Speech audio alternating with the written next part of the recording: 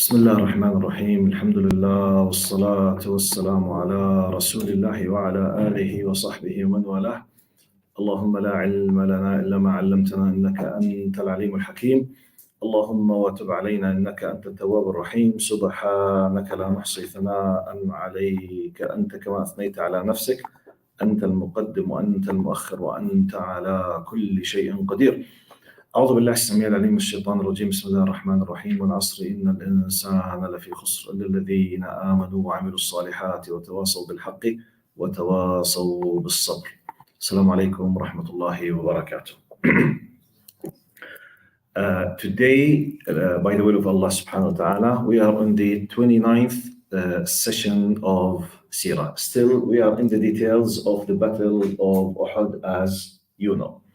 Today, we will be highlighting two concepts. The first one has to do with the appreciation of those who participated in the Battle of Uhud. And surprisingly, the women now, to see and to send a message to those who claim that they know something has to do with women's rights in this time. You know, when we speak about women's rights, especially in the West, I don't blame them, because really they had to fight to get their rights in the West. If you understand what happened for women in the West, especially around the First World War, around before and after Second World War in the West, and I mean by the West, Europe and North America, you can't blame a woman for fighting for women's rights. You can't, because simply they were not just second class citizens, they were 10th class citizens.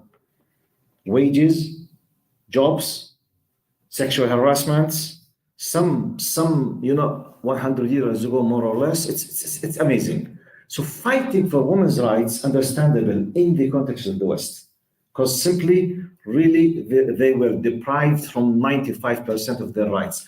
I'm not talking about the time of the Jahiliyyah, I'm talking Europe 100 years ago.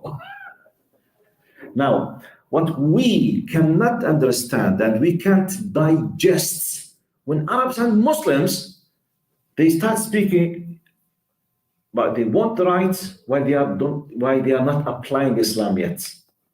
Wallahi, if Islam is applied, I'm not saying in full, just 50% of Islam, women, Muslims and non-Muslims, will live in paradise. In paradise, who on earth is holding the faith-based regulations or rulings that the man must work as a religious duty and spend on not just a wife, any female in his close circle? It's a religious duty, like the worship itself, like ritual worship. Where is it? Just show it to me. Just tell me where is it. In Islam, 1400 years ago, a man, any man, who's mature and he's able to earn money, now, number one, his mother. 2, sister. 3, wife. 4, daughter, the direct. Paternal, the aunties from his parents, from his father and his mother. Grandmother from the both sides. Granddaughters. If he is able, it's a religious duty to spend on them if they are in need and no one is able to take care of them, but it's a religious duty. And he's committing haram, prohibition, illegally. In the legal terminology, he will be sentenced. And it's a big fine there, and he's a sinful person. Where does this exist? If you know, please let me know. Where is it? What is the biggest suffering for women in this secular world now? They need to do what? They need to work just to eat and just to cover themselves with a shelter. Basics, just to find a shelter, food, transportation, and no one just attacks some kind of peace. This is tens of millions. This is their dream now. Am I exaggerating or this is their dream? They work 24/7. So why I'm saying that? See why I'm putting this introduction. We are in the context of the Battle of Uhud. Okay, look, in this حديث روى ثعلبة بن أبي مالك أن عمر الخطاب رضي الله عنه, a narration that was narrated by Imam al-Bukhari. Imam Bukhari narrated that a Sahabi, his name is ثعلبة بن أبي مالك, أن عمر بن الخطاب رضي الله عنه قسم مروطا بين نساء من نساء أهل المدينة. Now he's talking about the time of the Khilafat of Umar رضي الله عنه. Part of the Islamic teachings and the treasury of what's Baytul Mal, because sometimes when they receive, something, they distribute it on the people, like the money. When you, like for example, child benefits, whatever benefit, health care or something like that, these benefits. And Umar al-Khattab was the first in the history of humanity who established the system, by the way, just for your information. Anyway, my points. So he received, like, say, for example, hundreds of meters of very fine fabric from wool or silk. So it's for women. So he distributed these pieces, like, for example, 2 meters square, 3 meters square for each woman, according to some certain categories there. So when he was distributing this kind of silk, piece of cloth for the woman, قال فبقي منها مرط جيد. So one very good piece remained with Umar. فقال له بعض من عنده يا أمير المؤمنين أعطي هذا بنت رسول الله التي عندك يريدون كلثوم بنت علي. So a very good piece from this silk or wool cloth remained. So has not decided to whom he should be giving this. So some people around him say, Ya Amir al-Mu'mineen, give this piece to Kulthum. Kulthum is his wife. His wife is the daughter of Ali radiallahu anhu. The daughter of Ali and Fatima. Her name is Kulthum. At the time when he is in Khilafah. They say, give this to the daughter, because in Arabic, they do call the grandson as a son, the granddaughter as a daughter, okay? It's part of our culture. I call the cousin of my father my cousin, okay? And Ibn Am Abu, I call him Ibn Ammik. The same thing, for example. So they say, give this to Bint Rasulullah, to the daughter of Prophet. They are talking about the granddaughter of Prophet Muhammad sallallahu alaihi wasallam. Normally you say, yes, it's your wife, and she's the granddaughter of Prophet Muhammad. Look what was the reply of Umar radiallahu anhu. He said, فقال عمر سليط أحق به. He mentioned a woman, her title is Sulayt. He said she deserved it more than Kulthum, my wife, the granddaughter of Prophet Muhammad. Why? Look to the justification now. He said, سليط من نساء الأنصار ممن بايع رسول الله صلى الله عليه وسلم. قال عمر فإنها كانت تزفر لنا القرب يوم أحد. Now, what was the reason that the head of the state in public decided to honor a woman above the daughter of Prophet Muhammad when one piece remaining, and it's a matter of honoring now. It's like I have a gift, I want to honor someone. Give it to the son of Prophet. No.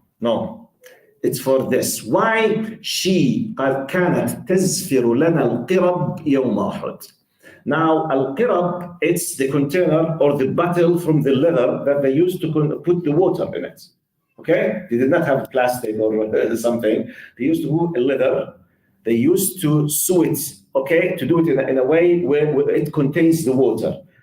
She used to prepare these leather bottles of water and to hold them, to bring them, because they used to fight under the sun. And it's to take hours. As I told you, it's not like our times, okay? Sometimes just barefoot, sometimes just, 3, 4, 5 hours just fighting. They become very hungry and very thirsty. So she used to bring the water. So he said she deserves more. Why? She used to bring the water in the middle of the battle, which means she was fighting to defend this Islam as a woman. At any moment, she was exposed completely to any arrow from any archer just to be killed. She was there with us, taking care of us, which means she was a soldier. Now, between him, we don't know exactly when this happened at the time of the Caliphate. Let's imagine, Umar Khattab about 10 years and a half. Let's imagine that it happened, let's say, in the fourth year. I don't know, it's second, third, fourth, 10th, Allahu Alam. Fourth, fifth year. Between him and the Battle of Uhud, the Battle of Uhud in the third year of Hijrah. So 7 plus 10, you are talking about maybe 10 years, 12 years, 15 years, we don't know. But around 10 years at least, because 7 plus. So the idea, now Umar ibn Khattab, because some people, they kept it, women's right in Islam, women's right in Islam, women's right. Show me at that time, if there is a system on earth, I challenge, was honoring a woman because she participated with the men in the battle, she will be honored in public on a state level by the head of a state above the granddaughter of the prophet of this religion. If you can bring it, please let me know it. You need to know that are Muslims. Because, unfortunately, the influence of some kind of media or films or novels or sometimes, as if the role model for women's rights in the world, what happens now in this secular liberal world, which is not. Wallahi, they are suffering. Wallahi, they are enslaved. Wallahi, they are enslaved. They are enslaved for the media. They are enslaved for the makeup. They are enslaved for the shape of the Barbie shape. They are enslaved to work outside. They are enslaved. They don't have freedom. At that time, where is the honor? And even they speak about women's rights. Show me where is the women's rights about the elderly women in the West. Where is it? How many millions of them, they die silently, and their kids, they don't take care of them. How many? In the retirement houses. So what is it? When you focus what women's rights, many of them, they are talking, just the young, beautiful women, which means they want to take benefit of them for the economy, for the finance, to enjoy it, that's it. Elderly women are not the women, aren't they women? Look, she's an elderly woman who, now if you were Umar, you should have, and you could have just praised the daughter of Prophet Muhammad, everyone will applaud you. True or false? And even if he did it, who will object? Who will? Nobody. Actually, yet he said, no, wait, I'm so late. Why, Umar? She was doing such and such. This gives us, from one angle, I want just to pay your attention to the status of a woman out of 10 of examples. The other lesson from this incident, it's Hadith Sahih and Bukhari, regarding one of the small, let's say, things that happened in Uhud, okay? Now the second message from this incident about Sulaym, that how in Islam, honoring and praising the one who's doing good is something appreciated. You need to know, like the Sunnah. It's part of the, when Umar in public say, no, I will not give such and such, I will give because he declared in public and he gave the justification. The justification is a service and effort for the cause of Islam. Which means honoring deliberately, in public. I'm not talking about the person of us. You should not be seeking this as a person. I'm talking about others that should be appreciating you when you do. And this is the beauty of ethics in Islam. For example, if imagine that I'm the CEO of this place. I'm not, but imagine that I want, for example, now Ramadan. I just give it, how can I, conclude some kind of ahkam, rulings from this? In the month of Ramadan, we have a lot of brothers who do a lot of job behind the scenes, and they serve the people they serve at the time, and volunteers for the sake of Allah subhanahu wa ta'ala. How great it will be at the night of Eid, for example, celebration, an amazing surprise. I arrange behind the scene with three, four from those who have a big amount of sadaqah or they can pay, they can afford. We have, by the way, many multimillionaires who pray in this masjid, by the way. Okay? We can ask them, do you mind to prepare a gift for the volunteers who are serving, for example, the ushers? But many masajid, I think we faced it sometimes here, but alhamdulillah, still we have some kind of good. But some masajid, especially any city in the west closer to the downtown, always the parking is a disaster at the time of Taraweeh in specific. I remember myself when I was doing my PhD in the UK 25 years ago. I was in Birmingham city. Birmingham is more or less on the same line like Sweden. So it's very cold. I mean, the point, when we, at the time of the Taraweeh, we have a very limited space to pray. It's very cold, snow, black ice. And I remember one of, in specific, a volunteer Algerian brother. Never ever he prayed the Taraweeh. Why? Because all the time he's under the black ice and the rain, just taking care of the parking. Now, because people, all of them, they are in a hurry. They want just to leave their cars and to catch the prayer. And a disaster happens there. He's, mashallah, 2 meters tall. Very strong characteristic. He was doing his job there. No, don't do it. Don't park here. Go there. Okay, I'm sorry. Unless he was there, no one of us could have maybe enjoyed a night in Taraweeh. Subhanallah. Okay, he was doing for the sake of Allah subhanahu wa ta'ala. He was not enjoying reading the recital. He was not crying with us inside, but he was there. Now, if I was in charge and I want to really honor something, maybe I will bring him equal to the sheikh who's reciting the Quran. Because no one was able to enjoy the recitation unless he was there. I'm just giving you some kind of the ethical moralism matter. We do not just appreciate the influencers, the very famous people, on a hypocritical attitude.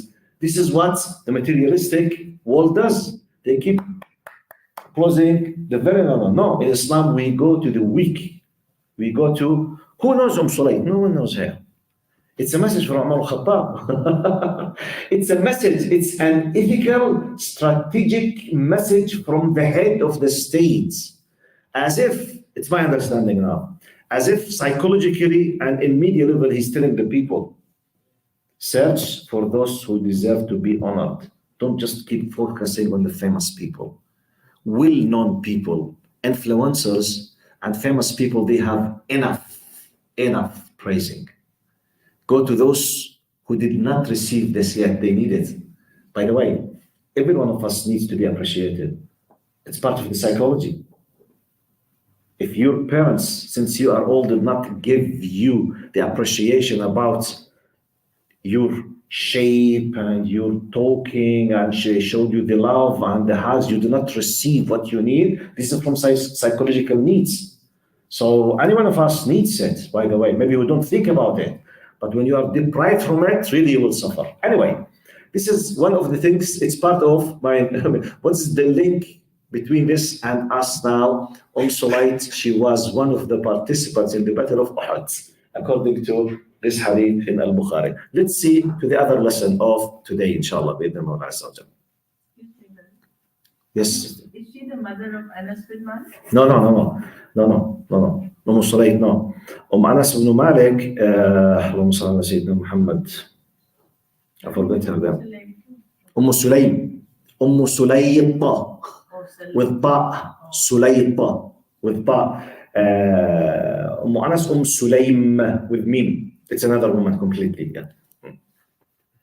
Right. Now, next narration. Al-Bara bin Azib radiallahu anhu says, and this narration, Allahumma salli ala Sayyidina Muhammad, is narrated by Al-Bukhari as well. It's from the highest authentic hadith. Now, it talks about the rounds of the battle itself, because we have two main rounds in the battle.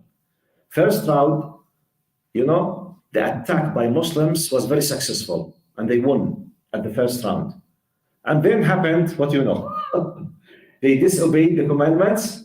The archers behind then Khalid Walid made benefit of this. Everything was upside down. Then they were defeated. So let's read the details about one of the narrations from Al-Bukhari about Al-Bara' bin Azib, who was participant there. What did he say? قال جعل النبي على الرجالة يوم أحد وكانوا 50 رجل. I will read a full paragraph, then I will give the core meaning instead of going word by word. قال سير جعل على الرجالة يوم أحد وكانوا 50 رجلا عبد الله بن جبير. The guards, the what do you call it? The archers. Yes, the archers. They were 50. The head who's in charge of them, Abdullah bin Jubayr. And he told the head of them, which is Abdullah bin Jubayr, قال إن رأيتمونا تخطفنا الطير فلا تبرحوا مكانكم هذا حتى أرسل إليكم وإن رأيتمونا هزمنا القوم وأوطأناهم فلا تبرحوا حتى أرسل إليكم. He gave him a very clear commandments. He said, look, Ya Abdullah, you are in charge now. You are the head of these 50 archers. Your job is to protect our back. Either if you saw us completely defeated, unless I tell you, come, don't come. Even if we are defeated. If you saw us, we defeated them, don't come till I tell you. Either or, don't move till I personally tell you come. Okay. قال فأنا والله رأيت النساء يشتددن قد بدت خلاخلهن وأسوقهن رافعات ثيابهن فقال أصحاب عبد الله بن جبير الغنيمة أي قوم الغنيمة ظهر أصحابكم فماذا تنتظرون? Look what happened now. He said, the first round happened, Muslims, they attacked the mushrikeen and they defeated them. Then Abdullah, he said, one of the signs that they were defeated, because, they did not have this kind of, what you call Googles?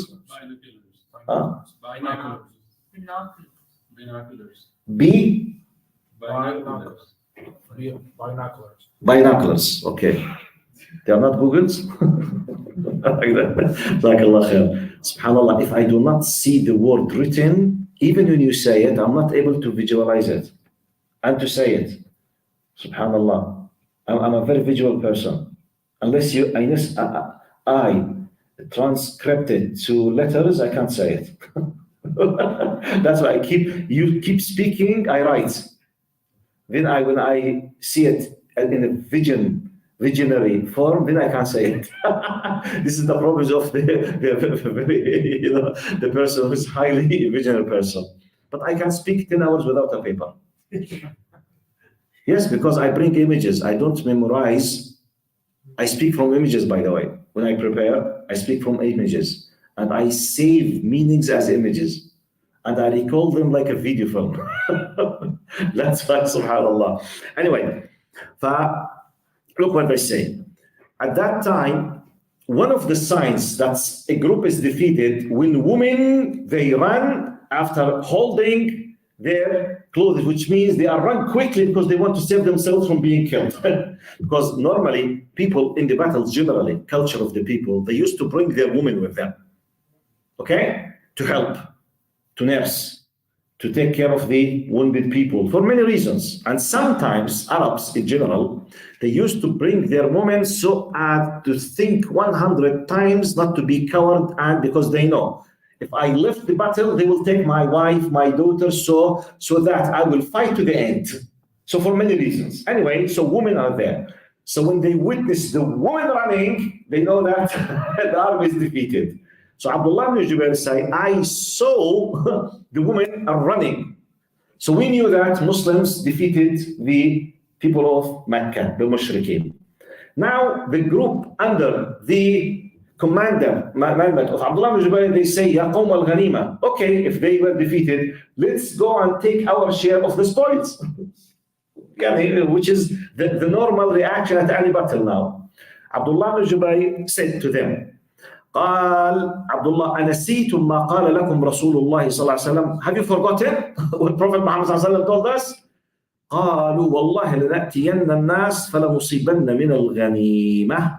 فلما he said, by Allah, we will go and take our share. So this group of, they are not the whole army, be careful. They are just a group. Some of them, they said, no, we don't want to lose our share from the spoils. They are Sahaba.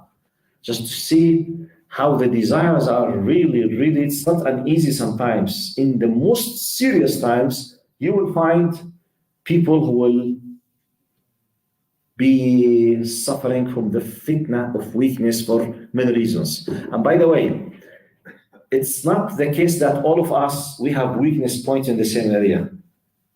That's why Allah keeps exposing us to different types of fitna. Some of us might, for example, succeed in the fitna of money, and he fails in the fitna of women. Others, they succeed in the fitna of, by fitna of women, the relation with the others generally, which includes boyfriend, girlfriend, which includes the porno sites, which includes speaking about bad things, which includes, all of this package. This is fitna. Or the fitna of money. Gaining the money regardless of halal or haram way. I want to be rich, that's it. But haram, halal, who cares? Fitna. Some people, they stay in their financial status 20 years so as not to commit 1 penny of haram. SubhanAllah. So anyway, some people, they pass the fitna of money and women, but they fail in the fitna of authority, sultan. Some people, they fail in the fitna of fame, influencer. She's the biggest influencer on TikTok. Excuse me, ma'am, what do you do? I'm a creator. I'm a content creator. You create what? Makeup and dancing. Content creator, influencer, 50 millions. Content creator, makeup. Anyway, everything's changed. Anyway. قال صرفت وجوه قال فلنصيبن من الغنيمة. So they disobeyed Prophet Muhammad ﷺ, and they started moving to the place so that to take their shares from the spoils, الغنائم. فلما أتوهم صرفت وجوههم فأقبلوا منهزمين. When they did, the end result was they were defeated, because now the narrator in this narration did not mention the details of what Khalid did. In other narrations, it was mentioned who made benefit of this weakness point. Khalid Walid radiallahu anhu. Yes, they were just fleeing, leaving. Okay. Khalid Walid, he noticed that, okay, there's a gap there. So he did this move, and they, out of a sudden, even though they thought, khalas, everything is finished, the round is finished, actually, unfortunately, it was the first round. Then suddenly, they found part of the arm of the mushrikeen in their backs. So he started killing them. He continues now. Allahumma salli ala Sayyidina Muhammad. Al-Bara' bin Azib. He says, فأقبلوا منهزمين فذاك إذ يدعوهم الرسول في أخراهم لم يبق مع النبي غير 12 رجلا فأصابوا منا 70. Bara' say, they attacked us from the back. A chaos happened at that time. Some people, they thought Prophet Muhammad was killed. Some of them, they just threw their weapons. They start khalas, completely hopeless, waiting just for death. Some of them, they left the place. They started, you don't know what to do. Fitness is amazing. It's not something easy. It's like when a carpet bombing, like happened in Gaza now, it's on your head. Boom, boom, boom, boom. Maybe you don't have a rational thinking sometimes. You do anything. You don't know what to do. Maybe out of not being able and out of being scared, you might throw your son in the street. You don't know what happens. Just 12 men, they kept protecting Muhammad sallallahu alaihi wasallam. And they attacked the army from the back. They killed 70 Sahabi. Because of this small disobedient, which could be small from the sight of some people, 70 Sahabi, they were killed. Bara continues, he says, وكان النبي, he's putting the context now while he's narrating, وأصحابه أصابوا من المشركين يوم بدر 40 و100 70 أسيرا و70 قتيلا. He said, just subhanallah, while in Badr, Muslims, they killed 70 of the mushrikeen and they took as war prisoners another 70. And they asked for ransom for them. So subhanallah, 70 with 70. فقال Abu Sufyan, now in the battle, after they did this attack, then the mushrikeen withdrew after they attacked, because the mushrikeen themselves, they were fleeing. So it happened very quickly. Some of them noticed, Khalid when he did it, it happened very quickly. They had the head from the back, they killed them, then they withdrew. Okay? You still, the air is full of dusts, people, no one knows who's dead, who's killed, who's injured. At that time, they have this kind of spaces between them. Abu Sufyan, he started screaming loudly, أفي القوم محمد 3 times. He wanted to make sure, have we killed Muhammad or not? I was about challenge. He just challenging. He said, is Muhammad among you? Which means if you are men, tell us that he's alive. Or we will conclude that we have killed him. أفي القوم محمد, is Muhammad amongst you? 3 times, loudly. Because they were not able to see clearly. Because, you know, when horses, I think we saw on the TVs, especially when it's a sand or a dust, when the horses, they attack, you know, the dust, it goes at least 20, 30 meters, you know, in the air. And it could take maybe half an hour just to see crystal clear. So they were not able to see each other clearly. قال أفي القوم محمد 3 times. Prophet Muhammad ﷺ asked the Sahaba not to reply. See, keep silent. Don't give him an answer. Let him think whatever he wants. It's like a psychological war. Let him think. قال ثم قال أفي القوم ابن أبي قحافة. Who's ابن أبي قحافة? Abu Bakr radiallahu anhu. It's one of his titles. His father's title is Abu Quhafa. أفي القوم ابن أبي قحافة. He was talking about Abu Bakr. He said, is Abu Bakr amongst you? 3 times. No one replied.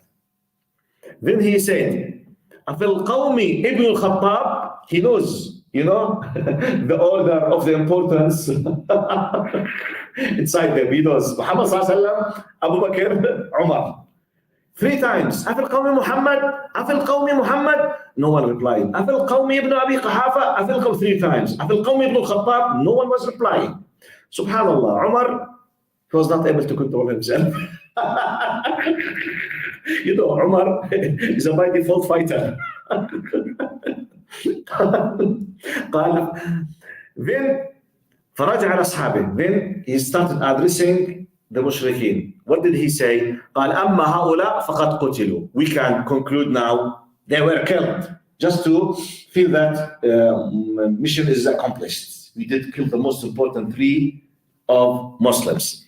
قال أما هؤلاء فقد قتلوا فما ملك عمر نفسه. Umar at that specific moment he was not able to control himself.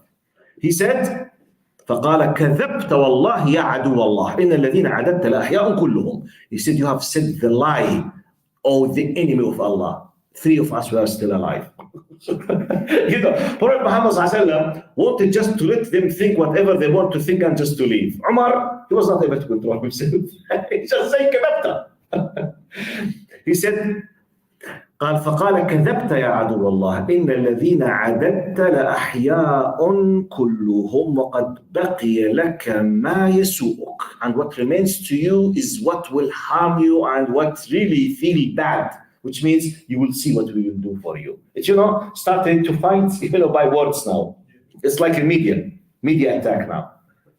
More or less like when you have, for example, the Russian media against the American media regarding Ukraine. You see, boom, boom, boom, boom, boom, something like this. غير تشبيه.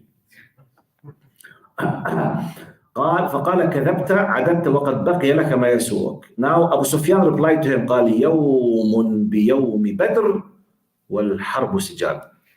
See, the day for you not today for us. You killed from us and we killed from you. Because they came, the whole idea of Uhud, it was to take revenge. You remember? Because the whole idea of Badr was a big surprise for everyone, even for believers. No one on earth was expecting. 313, most of them, they were barefoot. They were going just to seize part of their remaining money from the caravan, and Allah subhanahu wa ta'ala had another plan. So they were exposed to the Badr, subhanAllah, and it happened. This is the biggest victory, and Allah called it Yawm al-Furqan, the greatest day in the history of Islam. Anyway, so they were planning to come to take revenge. So Abu Sufyan was happy, proud. Yawm biyawm. So, okay, a day for you and a day for us. We are equal now. Don't feel proud when you speak with us. A day for you and a day for us.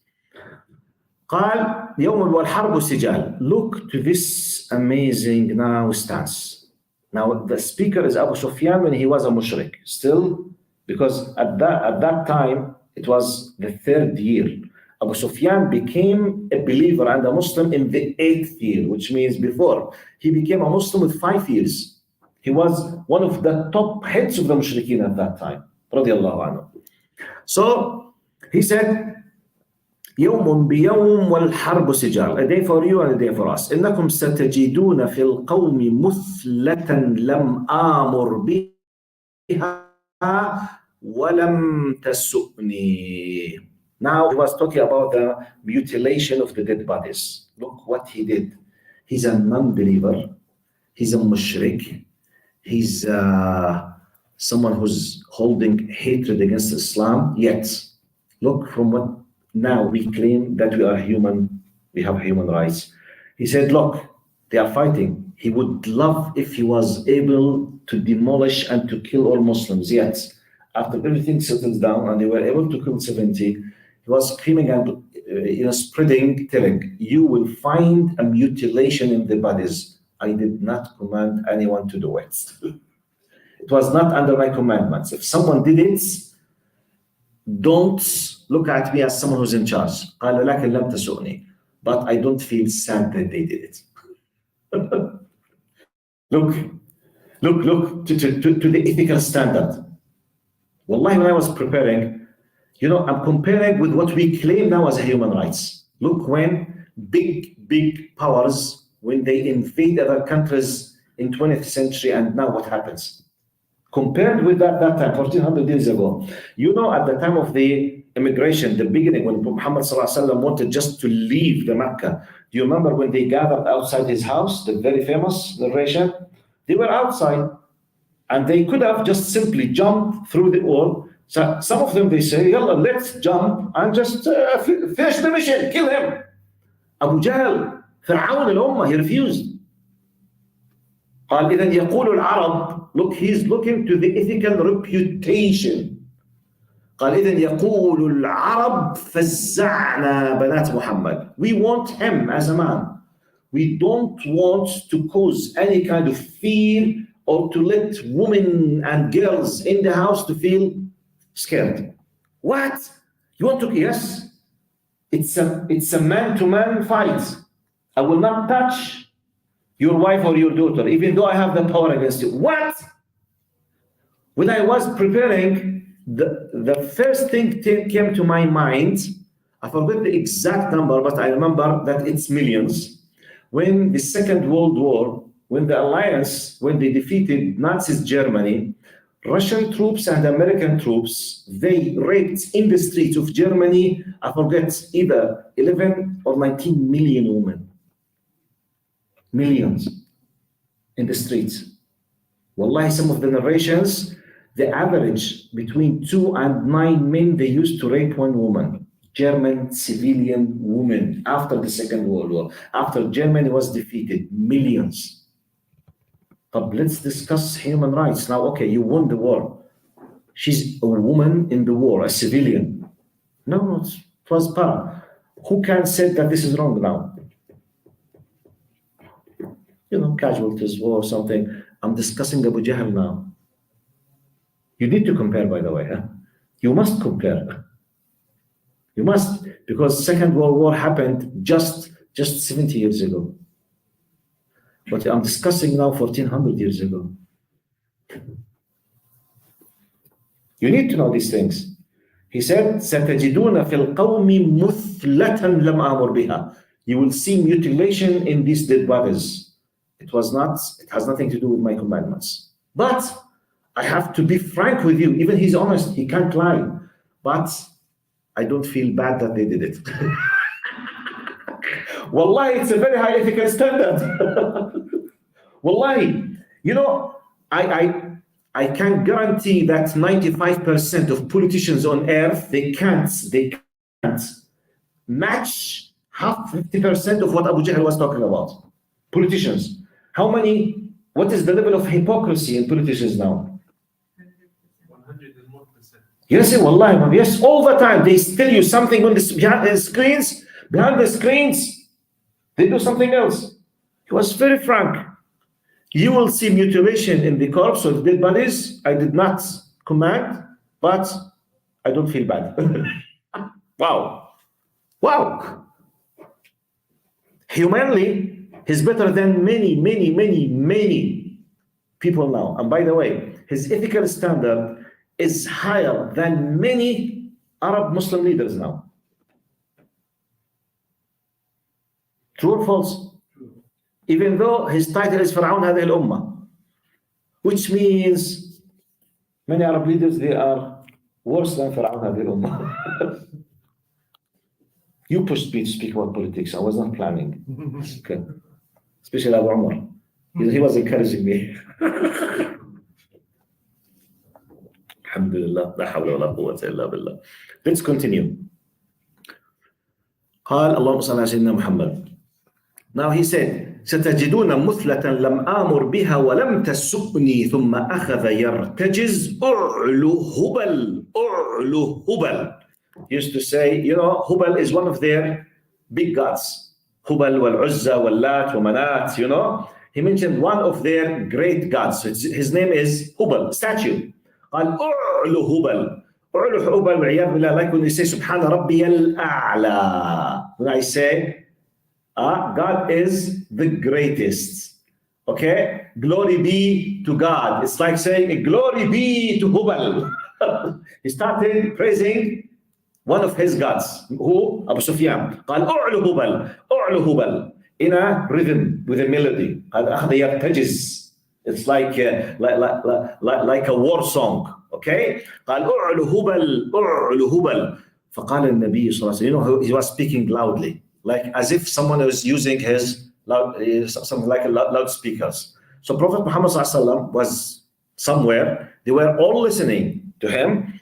قال النبي ألا تجيب له؟ قال يا رسول الله ما نقول. He said, why none of you is replying what he's saying? أعلو هبل. Say, what should we say? Tell us يا رسول الله. قال قولوا له الله أعلى وأجل. Allah is greater and Allah is most high. Reply, a word with a word. فقال إن لنا العزى ولا عزى لكم. We have the God Uzza. That's another God. Okay? Like when someone is saying, we have the law of the international law. We have the law of Allah, Al-Quran. International community. Where is it? Where is it?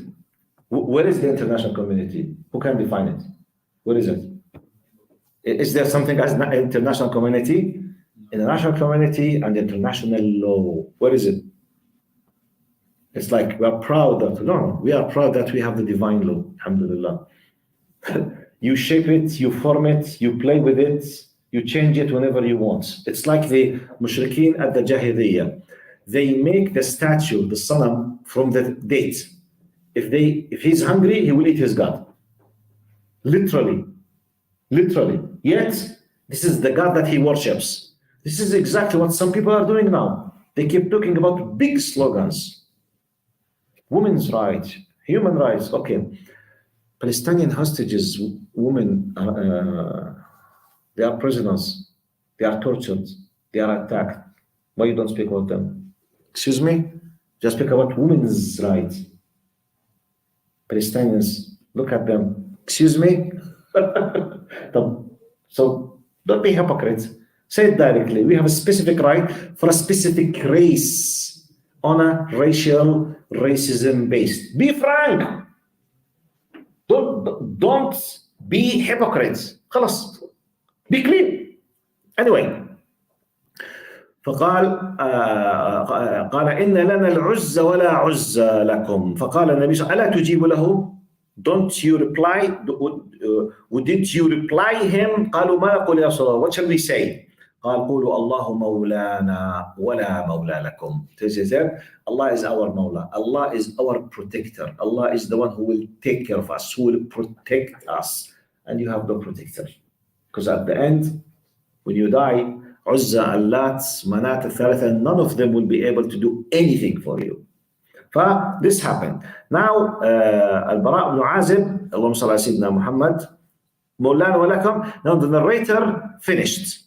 If one of the verses that was revealed in chapter Al-Imran, طبعا the verses of the Battle of Uhud in chapter Al-Imran, Surah Al-Imran, the very related ayah, it's 152 in Al-Imran, related to this specific moment, the moment when they decided to break the commandments and the defeat in the second round happened. Allah subhanahu wa ta'ala says, وَلَقَدْ صَدَقَكُمُ اللَّهُ وَعْدَهُ إِذْ تَحُسُّونَهُمْ بِإِذْنِهِ حَتَّى إِذَا فَشِلْتُمْ وَتَنَازَعْتُمْ فِي الْأَمْرِ وَعَصَيْتُمْ من بعد ما أراكم ما تحبون منكم من يريد الدنيا ومنكم من يريد الآخرة ثم صرفكم عنهم ليبتليكم ولقد عفا عنكم والله ذو فضل على المؤمنين. Indeed, Allah fulfilled His promise to you when you initially swept them away by His will, because تحسونهم بإذنه, you're defeating them now. خلاص, you are about to finish everything. قال, then your courage weakened and you disputed about the command and disobedience now. After Allah had brought victory within your reach, some of you were after worldly gain. Some of you, talk about Sahaba. Talk about Sahaba, companion Prophet Muhammad sallallahu alaihi wasallam, which means none of us is protected from weakness. None of us. And some of our weakness might affect the whole society. It's not something easy. Some kind of fitna from some people, they could cause harm to the rest. Fitna. قال, Allah had brought victory within your reach. Some of you were after worldly gain, while others desired heavenly reward. He denied you victory over them as a test. It's fitna ibtila now. Look, He denied the victory over them. Allah stopped you to continue the victory because you don't deserve it now. But not all of them, they did it. Who told you that the divine law just will look at individuals? This is a collective manner now. That's why we need to keep, preaching, teaching as a society. Because when someone does a mistake, it's not necessarily the bad influence will come just back to him. No, he could be like the drugs, for example. Now, like alcohol. No, I'm not. I'm not doing any harm. I'm just selling alcohol. I'm just selling the drugs. What? But okay, don't you feel bad that you're harming the society? No. No one's harming me. Can you guarantee that your own kids will not be drug addicts and they will have overdose and they will die? Can you guarantee? And how many people they faced it? In many different levels. He denied, subhanahu wa ta'ala, you victory over them as a test, yet He has pardoned you. Allah forgave them, pardoned them, afa ankum. And Allah is gracious to the believers. Now, I will finish this. When I was preparing, what came to my mind, because some people might ask, those who disobeyed, the mu'mineen, they were 1,000. Then 300, they withdrew as a munafiqin, hypocrite. So we have 700 now. Out of 750, they were the actions, which means the 50 out 700, just about 7%, which is not the majority. And those who disobeyed, let's say 40 or 30, which means out of 700, they are a very small minority. Yet the attack and the defeats, it was on the whole army, and they lost 70 of the Sahaba, and many they were injured. This gives you an idea, Wallahu A'lam, one of the greatest messages in Islam about what we call the social responsibility. And the most and very powerful hadith in my understanding in Islam about this, hadith al-Safina. Where Prophet Muhammad sallallahu قال مثل القائم على حدود الله والواقع فيها كمثل قوم ركبوا سفينة فاستعموا. He said the likeness of those who do their best to fulfill their duty in applying the teachings of Allah in society compared with those who واقع فيها, which means they are breaking the law of Allah subhanahu wa ta'ala. In the society, the likeness of these two groups, they are doing their best to fulfill and to apply the righteous and goodness as Allah wants, and those who do not care and they break the law of Allah, they are like a group of people. They wanted to use a ship to go into the sea. They want high number. So the ship had, the upper floor and the ground floor. So they made like, so part of them, they went inside the lower floor, and some of them, they stayed on the top. قال فكان الذين في أدناها إذا أرادوا أن يستقوا ماء صعدوا فأزعجوا إخوانهم. Those who are inside, if they want water from the sea for whatever reason, they used to climb and come up. So they were annoying those on the top. قال فقالوا فلو ثقبنا ثقبا في حصتنا حتى لا نزعج إخوتنا. With a good intention. They say, instead of keep annoying and bothering our brothers on the top, why not to dig a hole in our share? Their share is in the bottom of the ship. They said, ethically now, we don't want to bother. They have a good intention. The problem, they have a good intention. They are not evil people. Yet, look to the disaster. Not evil. Yet, look to the disaster. Prophet Muhammad says, Prophet Muhammad describing it as if like it's an image or a video or a movie. Ask you to zoom in.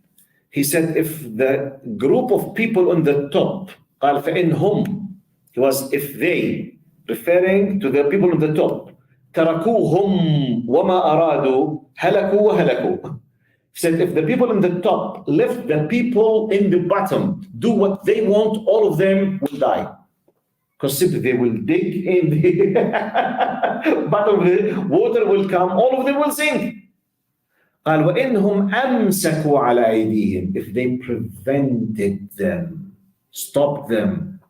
There is nothing such as, excuse me, it's my right and I want to dig in my right and it's my personal freedom. No, Habibi, you don't have personal freedom. If you continue digging, the whole society will sink. Hur, you are not hur. You are harming others. It's a social responsibility. Imagine 1400 years ago. At that time, people were just killing each other. No one was asking about the law on earth at that time. فقال وإنهم أمسكوا على أيديهم نجوا ونجوا. If they prevented them, all of them will be saved. And this is one of the greatest hadith about the general idea of al-amr bil-ma'ruf wal-nahi al-munkar. Okay? Commanding the good and forbidding the evil. But we can understand this when we combine more about this law. When you did a mistake as a part of the army, the whole army suffered and they lost 70 of the coast. Which means all of you as a society now, you have to take care of the right and the good, because you don't know where is the gap that the enemy will come and attack you from as a society. This is applicable in the family as well. The family, yes. You can't say, for example, if you are a family of 8, 4 brothers, 4 sisters, 2 brothers, 6 sisters, 2 parents, you are a knife. One of them, he decided drinking alcohol, he having drugs or something, and he used to bring his close friends who are drug addicts into the house. Imagine this conversation. The father, hey, my son, please don't bring. Say, excuse me, dad, I'm above 18. and I'm free to do, and it's my room. What? Can you imagine what could happen if one of your friends, while he's under the influence of drug or alcohol, and we are at home, or we are not at home, your sisters at their bedrooms, they could come attack and rape them. No, no, no, no, no, no, don't worry, I can take care. But if you yourself lost conscious, and why you idiots are asleep and are drug addict, they came and attack your sisters. No, no, no, no, no, no, I'm not waiting for you. No, no, no, no, no, no, no, no, go out. True or false? Do you want me to wait for this to happen? No, no, no, it's my right. No, it's not your right.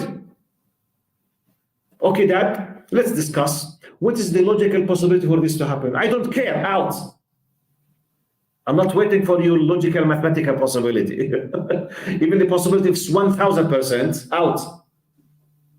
This is how you, or otherwise, your family will be lost at any moment.